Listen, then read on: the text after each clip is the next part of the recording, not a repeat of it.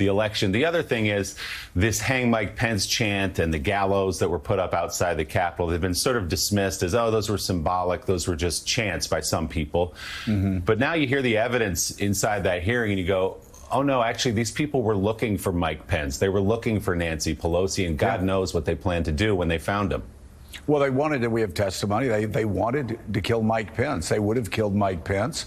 They were searching for Nancy Pelosi. They wanted to decapitate the United States constitutional government. That's why when you have Republican senators and Republican House members trying to push this information away from the American people, they're actually they're trying to brush aside a coup against the United States of America. And Rev, when you look at all this evidence, you see just how serious it was. And you also see the very clear intent. These people were trying to decapitate our constitutional government, kill the number 2 highest ranking constitutional officer in the land, kill the number 3 highest ranking constitutional officer in the land, and basically leave Donald Trump to be able to do whatever he wants to do, to recertify an election, to be a tyrant who actually doesn't have to leave office when the American voters vote him out.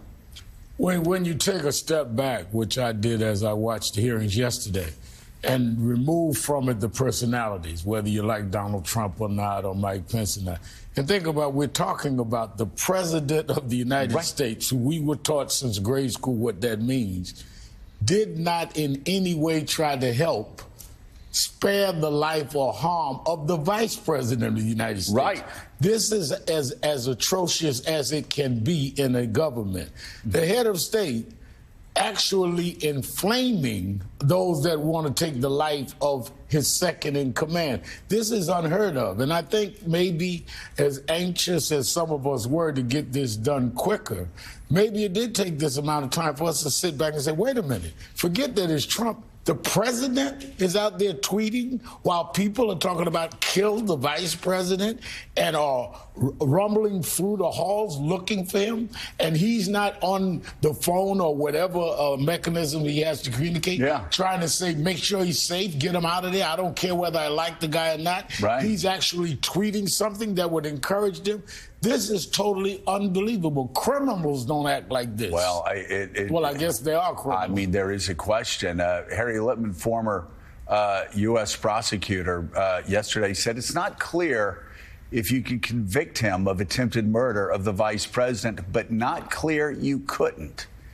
And then there's the line, this has to be the darkest moment in presidential history. And, you know, Jackie, we found out from Mark Meadows' cell phone and from other evidence that we found out that while this was going on, while Mike Pence's life was in danger, while Nancy Pelosi's life was in danger, while members of Congress's life, while they were in danger, Donald Trump was being begged by everyone around him, by all of his staff members, to call the mob off. His own son, Don Jr., was begging him to call the mob off. Ivanka begging, call the mob off. Sean Hannity calling in, begging them to stop this, to call the mob off.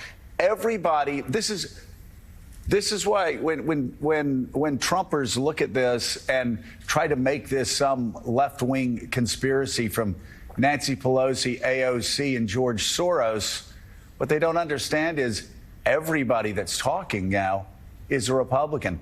Everybody that's testifying against Donald Trump is a Trumper. People who signed up and supported him through 2 impeachments. I mean, and yesterday, for you, you've been following this so closely, I'm curious, what did yesterday's testimony add to the story for you? Yeah, well, Joe, you just make such an important point. At this point, we've seen 6 hours of public hearings driven and led by a Republican Congresswoman featuring primarily the top Republicans in the Trump administration and Trump's own blood. Ivanka Trump saying over and over again that she was in and out of the Oval Office trying to convince her father to do something.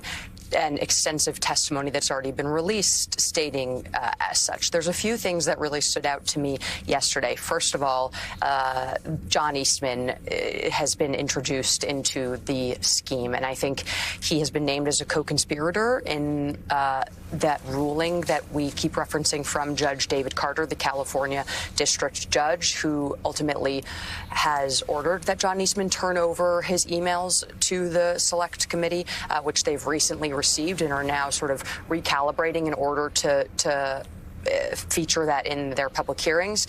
But John Eastman asked for a pardon via email. He was the person who was responsible for this legal theory, for exploiting the quote-unquote ambiguity of the 12th Amendment in saying that the vice president could unilaterally and had the power to unilaterally halt or delay the electoral certification, send it back to